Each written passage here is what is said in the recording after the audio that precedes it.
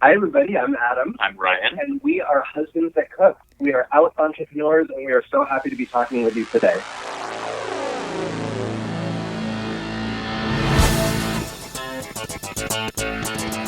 Hello, Out Bosses. Rhodes Perry here, and welcome to this week's episode of The Out Entrepreneur, a weekly podcast where I get to interview today's most inspiring LGBTQ bosses crushing it in business.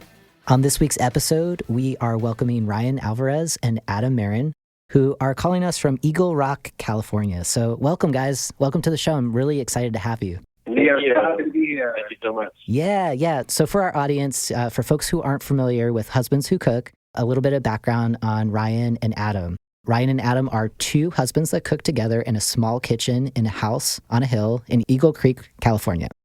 They met in 2001 in a recording studio where Ryan was singing with a jazz choir and Adam was the engineer. They fell in love and 5 years later were married. Since its inception in 2015, their blog Husbands That Cook was a finalist for Savor Magazine, hope I'm saying that right, Best How-To Cooking Blog Award in 2016, and a Taste Talks Award nominee for Best Food Blog in 2017. When they're not cooking, they love being in nature, hiking, and spending time in their garden.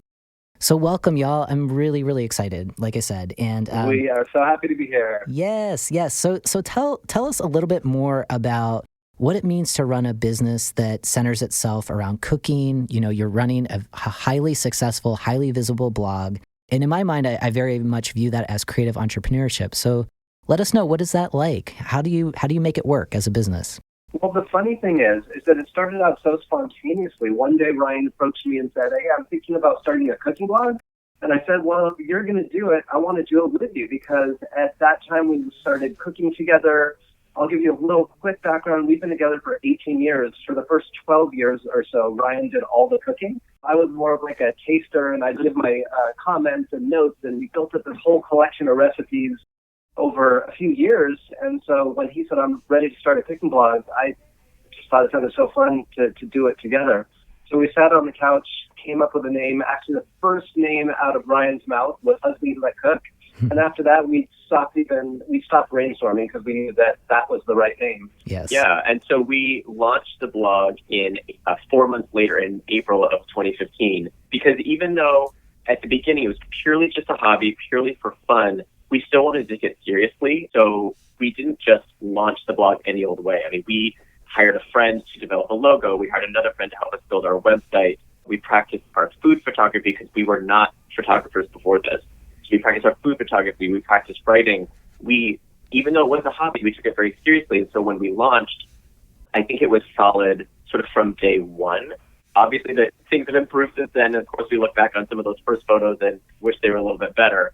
But we took it really seriously. And so for the first year or so of the blog, it was purely a hobby. We were sharing recipes for fun.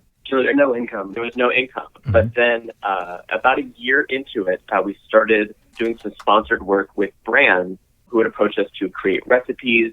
And it was a natural extension of what we were doing already. We love creating recipes and taking beautiful photos. And this was just a way to help support us while we do it. So thank you for sharing that. It sounds like there was a clear plan even before that first year of launching, and really spending time and being intentional about what it was, what your goals were about kind of featuring these recipes.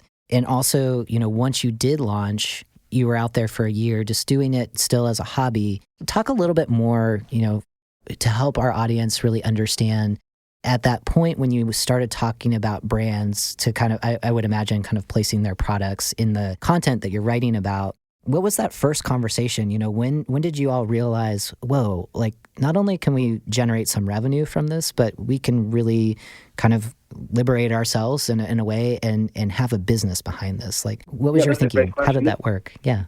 That's a great question. Yeah, this is Adam speaking. And it's actually very interesting. On our blog during that first year, we had a statement on it that says, "We do not do any sponsored work.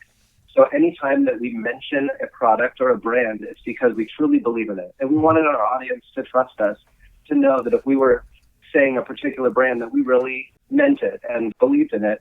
One day, about a year into it, we were approached by an organic juice company that made really just simple, tasty juices, and they offered us $500 to do a post. And that involved, I don't think was that a blog post? Yes, it was. Yeah, so I had a recipe. It was both blog posts and an Instagram post. And we created a cocktail for them, and it was really fun. It got us to be creative and come up with the idea of what we were going to make for them and recipe test together. And I think that also, like he said, we had that statement on the blog that said, we only mention products when we truly believe in them, not because he's paying them, but paying us to say it. So we've since taken that statement off the blog because, we do work with brands. However, the sentiment is still the same. Whenever we work with a brand, we always make sure that it's a brand that we believe in, a product we believe in, and a brand that we don't mind aligning ourselves with publicly.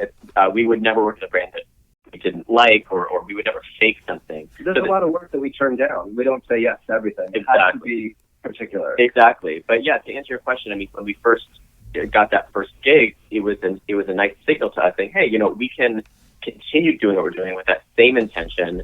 Like I mentioned, only work with brands that we support, but this allows us to make money while we do it. So, it's kind of a no-brainer. And it was perfect, too, because right around that time we got offered a cookbook deal. So for 2 years of our lives, we dedicated from the very first thing in the morning till seriously sometimes past midnight, cooking and shooting and recipe testing and writing this book. It was a nice way to bring income into the house while we were stuck at home working on our project. Exactly. Yeah. So just kind of going back to, you took this statement off of your blog about, not kind of featuring products that a sponsorship is behind. And you took that ethos, though, where you really wanted to believe in a brand or a product in order to kind of forge some kind of strategic partnership. And I'm wondering, do you have stated values, at least internally, of how you make that decision-making process? Because I know that there are many, many folks who listen where they have purpose-driven businesses, and sometimes they do have to say a no because, working with a particular client or a brand or however they're generating revenue would kind of run afoul of those values. And so when you say, there's a product or a brand that you believe in, what are some of the things about that product or brand that lights you up? Is it about sustainability? You only work with organic products. Like, what does that look like? Yeah, so both of us are vegetarian. I've been a vegetarian 30 years. Brian's been a vegetarian about 20 years now. And so, yeah, if there's ingredients that are meatless and healthy and that's colorful and delicious, or something that we have been cooking with for years, like, for instance, like recently we did a partnership with Barilla Pasta. And that's just something that we've been buying for years already. And so the fit was just natural. Yeah. And actually, Adam brought it up. I actually do want to mention that. So some people that may be listening might hear the name Barilla Pasta and remember that there was some controversy back in 2013 where their chairman made some statements saying that he didn't want to feature gay families in Barilla advertising. Right. So that was back in 2012. By the next year, the company had completely turned themselves around. By the next year, 2013, they received a 100% rating from Human Rights Campaign and GLAAD. And so they really worked hard internally and externally to kind of right the wrongs of what happened. It's interesting. We worked with Barilla this year, and we got a few comments saying, hey, how could you work with them? They're an anti-gay company. And nobody paid us to say this, but we would always counter that, yes, that those statements happened, but that it was clear through their actions that they had truly changed course and wanted to repair that damage. And so we felt that it was important to reward companies that do make a concerted, honest effort to change. We don't want to keep punishing them for past mistakes. I feel like it's important in our culture to forgive when the apology and turnaround is legitimate, and I think in this case it was. So a brand like that, again, we were happy to work with them because it felt like they had made a real commitment to righting passed wrong. Yeah, and I really appreciate you mentioning that because as soon as you mentioned Barilla, I remember that, and Alana is also shaking his head yes about that incident in 2013. And I know in the work that I do around diversity, equity, and inclusion, I've actually worked with a few folks there. So there's work behind the scenes about shifting culture and raising awareness. And it's great that is also a factor, because that was also going to be one of my questions for you all of are you looking at corporate equality index or other factors of how those brands are giving back to LGBT communities or showing up to support LGBT staff, employees. And it sounds like that's also a factor for you also. Thank you. Thank you for sharing that. I'm wondering, I'm wondering, for those folks who are listening right now, what is it about the world of creative entrepreneurship, the fact that you have a business that's centered around your blog, around writing, generating content, that might be helpful for business owners that aren't kind of in this space, but it could be an opportunity for people, if they're generating some kind of knowledge, that they could benefit from, but they may not know. Is there anything that you've learned along this journey where it was an aha moment about building a business that's a little bit different than maybe some traditional business models that we've been exposed to in the past? It's actually pretty cool. The cooking blog, the cooking blogging industry and community is so welcoming and supportive of each other. And so we have met so many other people doing the same thing that we're doing that we help build each other up. It's a very interesting community. I come from the music business where it was a lot more competitive and other bands would kind of knock each other, pick out the bad things about them. But here, I feel everybody's very, for the most part, supportive, and that's been a really helpful thing. It's kind of helped us. Yes, exactly. I was going to say that I think there's two reasons why. I think first of all is that food in particular is something that unites everybody. Everybody eats, no matter what culture or religion, or background you're from. Everybody cooks. Everybody eats. Every culture has their traditional foods. And so I think that's part of it, is that it's sort of all are welcome in this food community. But also, I think the other thing we've learned that's been interesting is that because as content creators, we're all individuals, if we stick to what we like and what we believe in and the creativity that just comes naturally, then that will automatically differentiate us from everybody else. Even though we're all doing quote unquote the same thing, we're all blogging, we're all sharing recipes, everybody puts their own spin on it. Everybody has their own personality and perspective. And so just by being themselves and promoting the authentic content that you create from a deep creative place in yourself, that is the secret to standing up for the crowd. Yeah, I appreciate that you said that. I think that's a common theme that pops up on the show when people are kind of carving out their own, entrepreneurial path, is that the differentiating factor, right? Is that, you could write a book on marketing, right? And there's so many of them out there, but the fact that it's a unique approach, it's an individual approach, it's what you've seen based on your own lived experiences and your professional experiences, that's, I think you're right. There's many cooking books out there. I know me personally, knowing that you're on the show, you're LGBT entrepreneurs, I'm more likely to purchase your cooking. I'm not a big cook, but I'm like, okay, I didn't even know you had a book, so I'm interested, right? But how many books are out there on recipes and different approaches to cooking? So I agree. I think that differentiating factor is huge. And as we kind of move forward in the future of work, I guess, I think that's going to be even more important. So that's interesting. I thank you for that.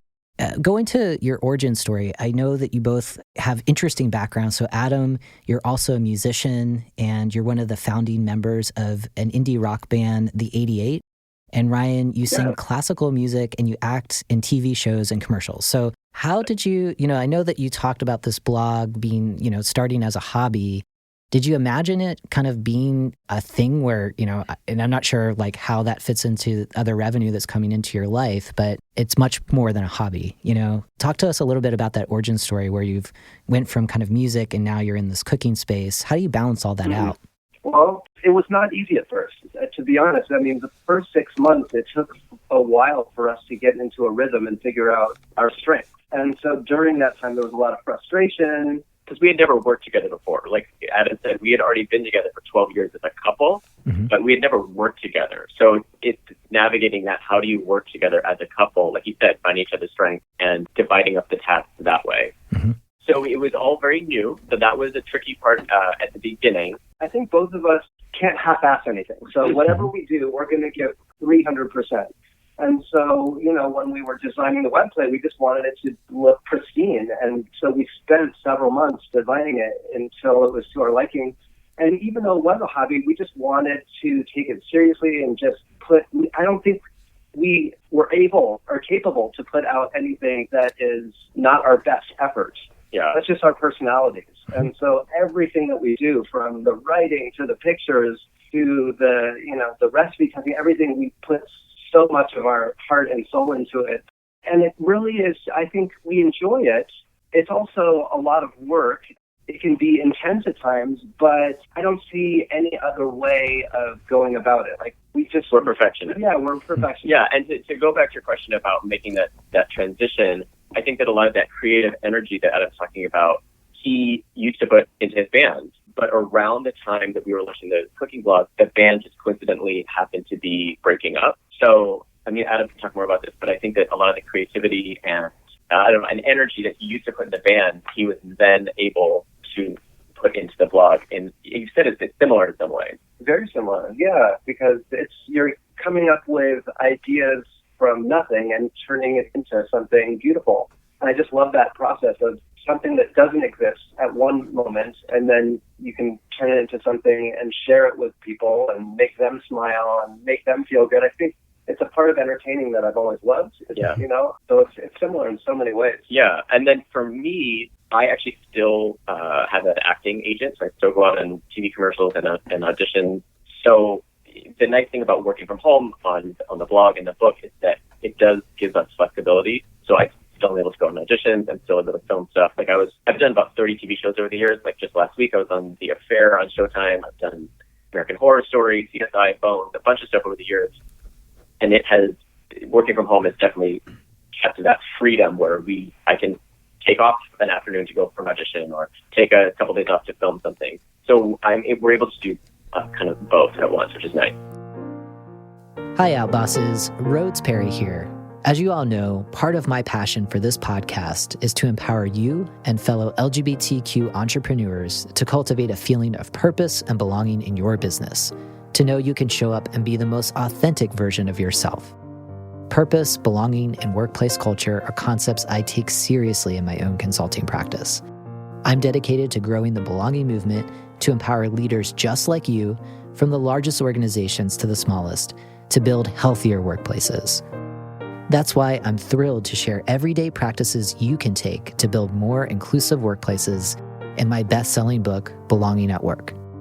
The book features some of today's leading diversity, equity, and inclusion thought leaders who share some of their wisdom, skills, and stories to give you the confidence necessary to stitch a sense of belonging into the fabric of your organization. To get your own copy of the book, visit rhodesonamazon.com. There you can find a paperback, Kindle, Audible, and hard copy version of the book. Again, that's rhodesonamazon.com. Together, let's grow the belonging movement.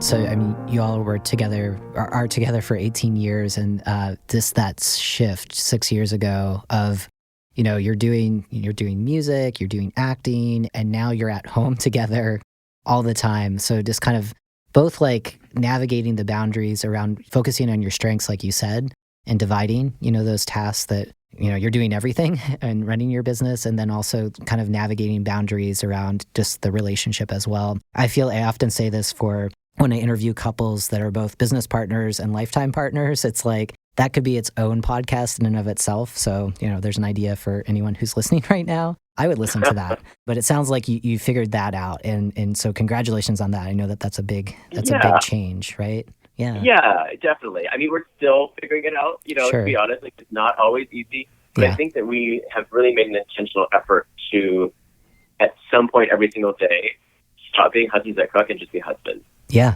Whether Right. it's cooking, turning off the phone and just like cooking dinner together and having a glass of wine or watching a movie or going for a walk or a hike, whatever it is. I think it's important that we sort of remember that we're not always at work and we're also at home. And that there needs to be some boundaries there. Otherwise, we'll go crazy. Agreed. Yeah. Do you have like a boundary of like, at this point during the day, we're no longer talking about the blog or the book or on the weekends, or is it just more organic in how you kind of navigate like, whoa, we're talking too much about business. Let's talk about something else. Yeah, it's not really a hard and fast rule. And I would say we talk about work a lot, Yeah. even when we're not working. But Totally. I think that it's more, rather than a time or a day that we take off, it's a feeling. It's like at the end of the day, we're like, you know what, no, I'm tired. Let's be done now. Yeah. And we'll create better work if we do it with fresh minds. Exactly. Yeah. Can't force it. Yeah.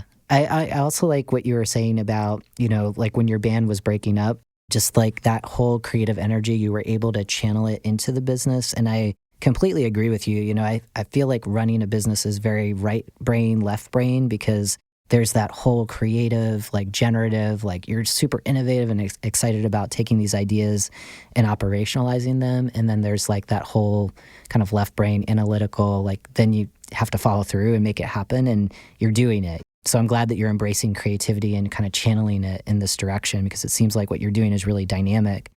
And I was also wondering, with just like having some acting skills too, like are you also doing more vlogging, or is that like something that you're thinking about for the future, or is that in place now, with what you present on your blog? Yeah, so honestly, one of the favorite things that we do, one of my favorite things we do, theoretically every week, it doesn't happen every week, but often, we try to go live on our Instagram page. Our biggest social platform is through Instagram, I think because it's such a visual medium and food is so visual.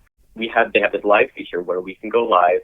We treat it like a cooking show. We have all the ingredients pre-measured. We'll make a recipe for people, something simple and fun.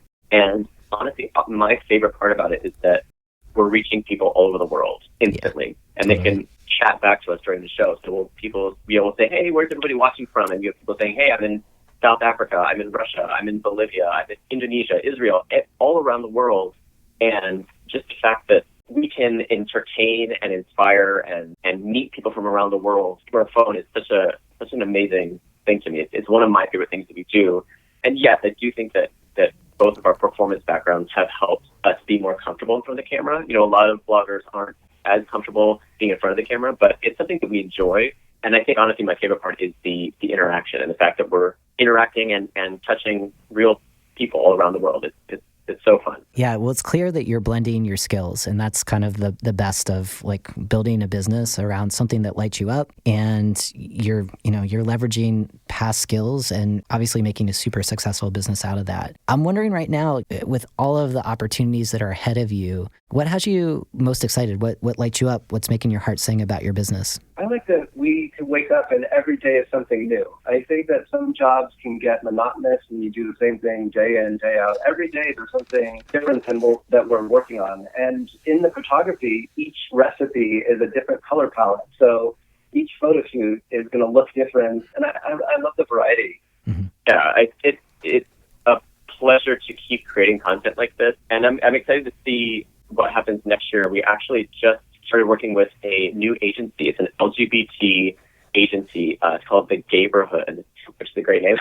The Gayborhood Agency. And they just launched this week. I'm excited to see what opportunities could come out of that, because we had a long talk with the founder, and he talked about how, there's like you were sort of referencing before, there's so many brands that will, maybe have a rainbow logo during Pride Month, and then for the rest of the year, they sort of forget that the LGBT community exists. Right. So the idea of this Gayborhood agency is to uplift voices from the LGBT community and partner them with brands or charities or social organizations, events, anything like that can help, uplift voices that might not otherwise have a platform, and to form relationships with those brands that are more long-lasting. So it's not just what do they call it, pink washing, where the brands are loyal during Pride Month and then not the rest of the year. The idea is to form these lasting partnerships that continue the conversation all year long. That's awesome. I would love to bring them on the show, so maybe we can talk about that after. But it sounds like they're a good kind of strategic partner with you, and kind of definitely informing that decision making before you say yes. Maybe running through working with that particular agency on getting a better sense of what those brands are already doing or what they could do. Exactly. Beyond just the marketing pieces. So, also just like another follow-up question on that, I'm wondering, you got started 5 years ago, 4 years ago, it became a business. I'm wondering what has changed, what's possible now that you didn't imagine what was possible when you first got started? That's a good question. I mean, the fact that we're able to pay for our mortgage, pay for our bills, it's just so exciting. It's pretty liberating. The fact that we can support ourselves purely through creativity and, working from home in our pajamas. That part is, I never would have suspected that. And I honestly, if you'd asked me 10 years ago if I would ever write a cookbook, I would have thought you were crazy. It was never part of the plan. I always just thought I was a performer. And so it was completely unexpected, but looking back, I can see how all roads have been leading to this point. But I think if you had asked me 10 years ago, I wouldn't have guessed that this is where we would be. Yeah, the other nice thing is that there's been a lot of travel that's been involved in our business. So we get to go to lots of really new and fun places that we've never been before, and these are paid trips. And so it's something that we've always loved to do together. We love traveling, but now we get paid to do it together. I would have never imagined that happening. Yeah, especially because Adam used to do touring with his band, and so he would just leave for, a week, 2 weeks, 4 weeks. But now we get to tour together, which is great. Yeah. Like you said, we just love spending time together and hitting the road and trying new food. Yeah. Yeah. And I think like what you're talking about of just maybe you never imagined, writing a cookbook. I think that's a piece of entrepreneurship is you have a vision and you work towards that vision of being creative, right? And just being open to those opportunities, which might seem maybe a little bit out of the scope of your comfort zone or, what you ever imagined. But if it feels like it's the right thing, and that's where you kind of have to trust your intuition, that curiosity can really, open doors and maybe inspire you or surprise you, right? And it seems like that's happening right now for y'all. When we were offered this book deal, I didn't feel ready. We'd only been doing the blog for a year, but we said yes, and we did it, and I'm so proud of it. And I think that that's true in business in general and life in general. If you always wait until you're 100% ready and prepared, sometimes you might miss opportunities. Sometimes you have to say things that even you might feel out of your depth, or I don't know if I could do this. Try, because you never know what you can accomplish if you really set your mind to it.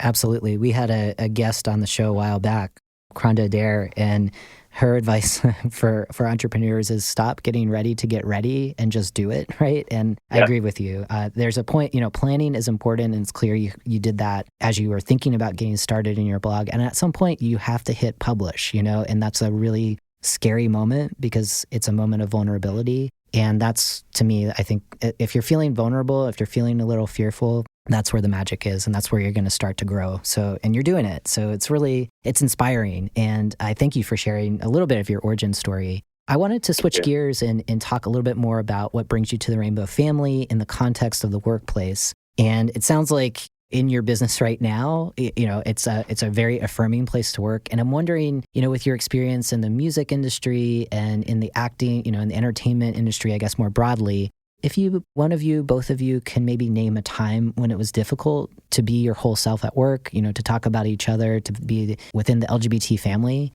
And if there was a challenge for you in the workplace, what was going on then and how did you work around it? And I know that this is a harder question, and the reason why I ask it is because even in the world of entrepreneurship, as some LGBT folks are getting started, depending where you live, and even if you're in a quote-unquote progressive city or town, there's still challenges. And any kind of advice of a tricky time that you all were able to navigate and work around can maybe inspire other folks to consider their own safety and how they might negotiate being more authentic in their own work. Yeah, well, the first thing I'll say is that I am pleasantly shocked at how little problems we've encountered online with people who might have an issue with LGBT folk.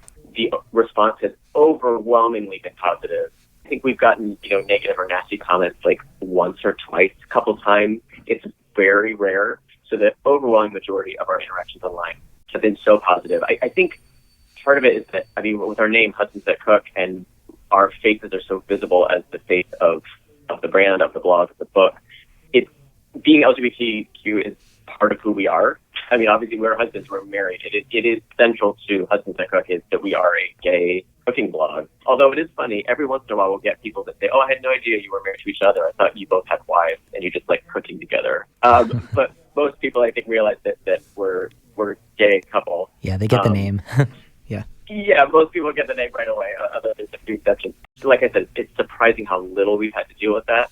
All I'll say is that in the acting world, you would think it's very progressive, and it is in a lot of ways. But I would say 15 years ago when I was just starting, I think there was a little bit more pressure. Not even necessarily that it was spoken out loud, but there was some pressure to tone down any effeminate mannerisms that you might have, so you don't seem too gay or too whatever to get a role. It didn't happen super often. I wasn't going out for movie star, romantic leads.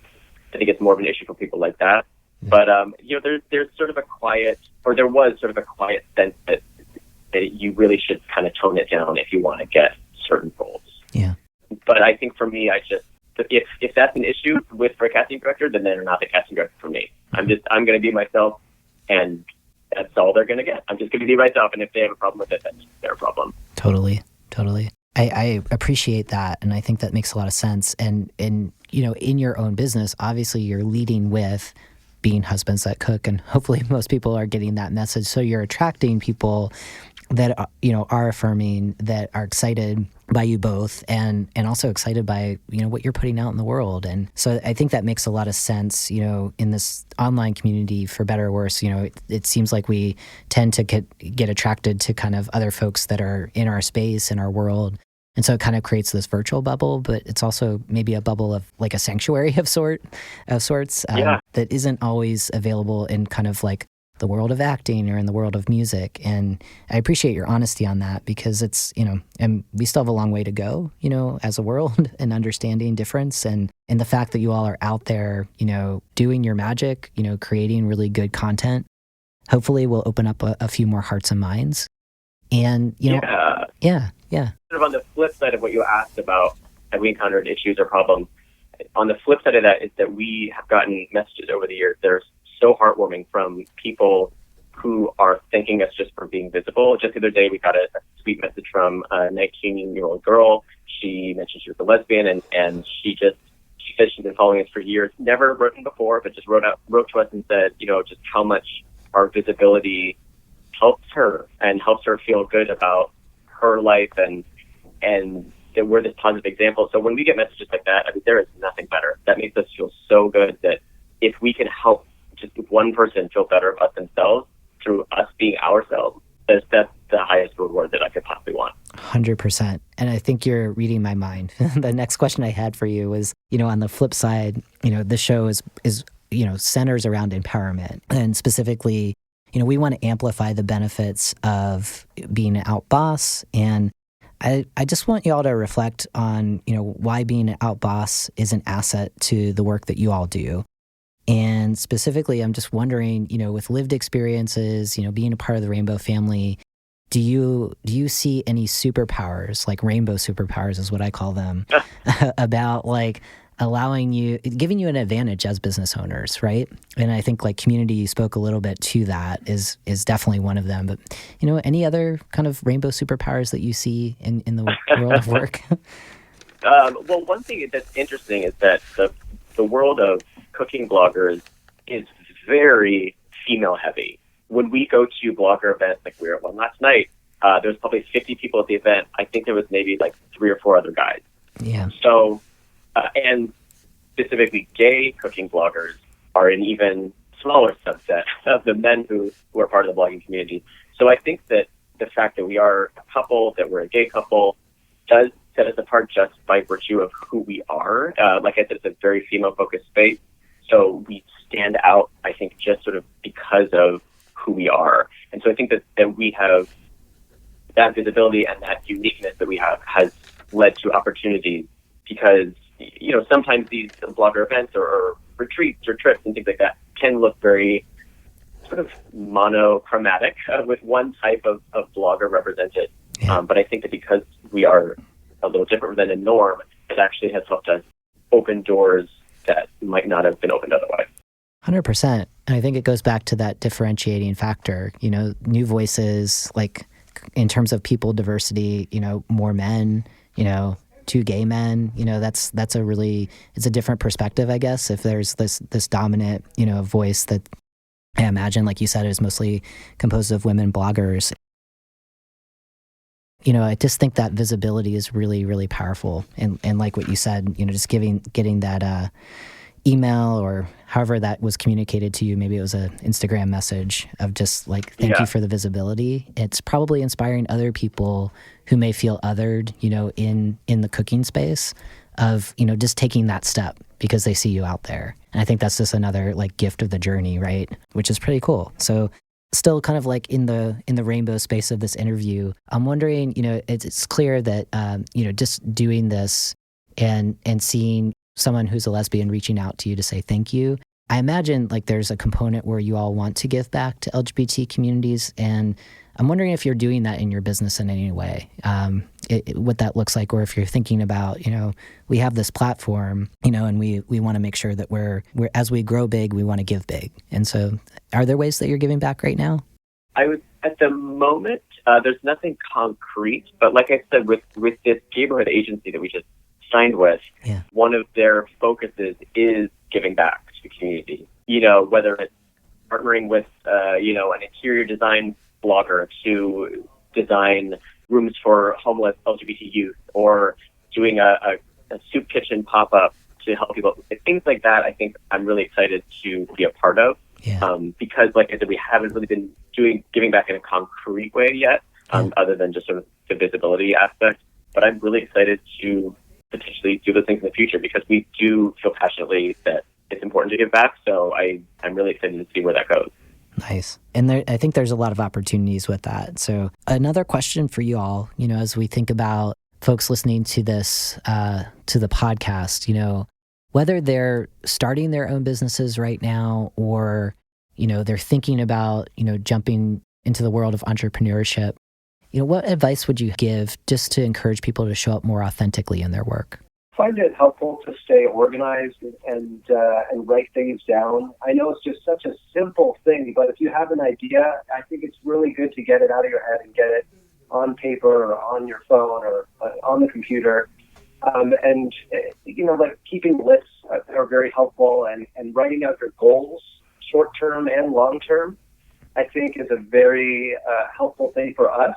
It may not be for everybody. There's probably some people that are unorganized and don't do those things that are successful. But for us, I feel like it really helps us see what is next on the list, what do we have to do next, and just staying organized. And I think that's a really important part of it, because if you just sort of have ideas floating around your head, I would love to do this, I'd love to do that, nothing's probably ever going to happen. But like you said, if you say, okay, I want to reach such and such a goal, let me write out the steps to get there. I mean, I know that maybe that's obvious, but like you said, maybe some people aren't good at that. But I think that's really important, is to just write the things down, figure, okay, step A is this, step B is this, and then you achieve your goals in a much more fun and organized way.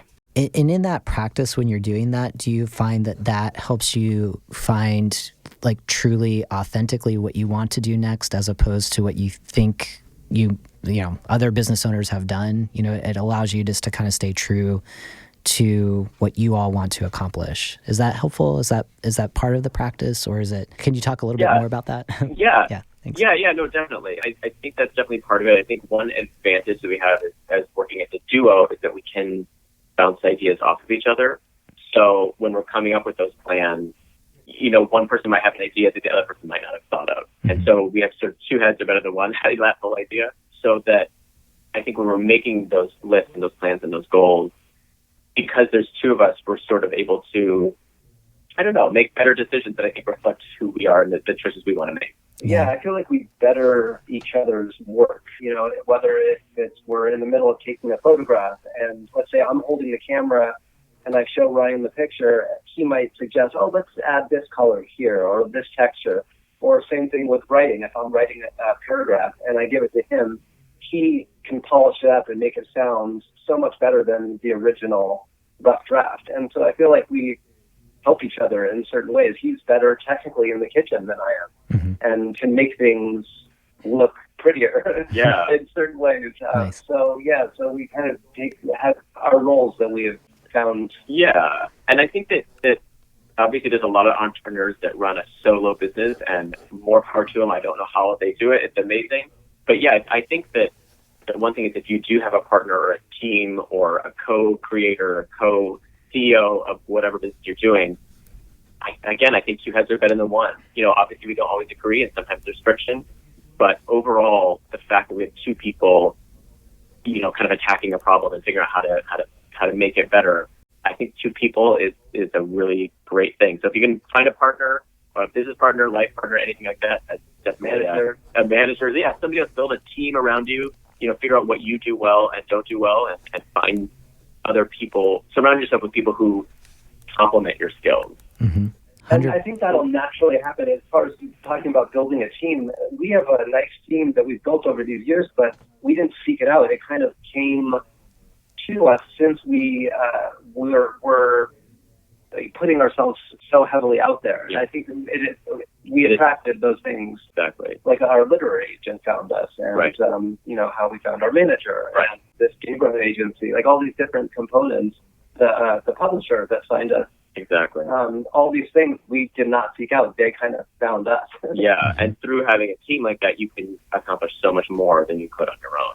100%. And it sounds like with you all and the way that you were describing your dynamic, I often reference this book called Rocket Fuel, which is this idea that, it's good to have a visionary, like someone who can see and dream. And it sounds like you all kind of share that in a bit, but also like that kind of implementer kind of role of taking that vision and then breaking it down, like you were saying about, here's our goals for this year and here's how we're going to get there, and these are kind of the objectives that we're going to try to reach over, the next quarter, the next, next year, however you do that. Yeah. Yeah. Do you feel like you all operate in those roles, or do you is it a blend, And Definitely. I was going to give credit to Adam. He is a person who makes things happen. He always has. So like when he was in his band for 25 years, he basically acted as their manager and their publicist for a long time. He's so good at saying, okay, I have this idea. How do I make it happen? Mm-hmm. He's much better at it than I am. So I think is that person that you were saying that sort of makes stuff happen and has the idea and sees how to make it come into the world. You're really good about executing it and making it happen, where maybe I wouldn't be able to do that on my own. Right. Adam is much better at coming up with creative ideas, and then I logistically can make it happen. But I think that helps us be a good team as well. Nice.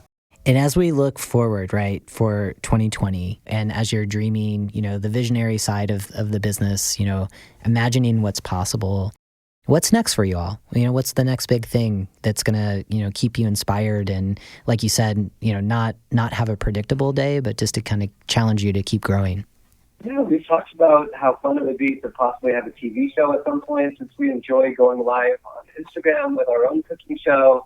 I think it could be fun to get in front of a professional camera and a bigger audience and do that one day. We've talked about that. I don't know how that's going to happen. That's going to be another one of those things that's going to have to find us, because I think that could be something really fun. Yeah, definitely. More video, more TV, like you said, bringing a larger audience to the table. I think that would be our biggest goal. I think would be to have a TV show. Yeah. Especially if it involves travel. Oh my gosh, yeah.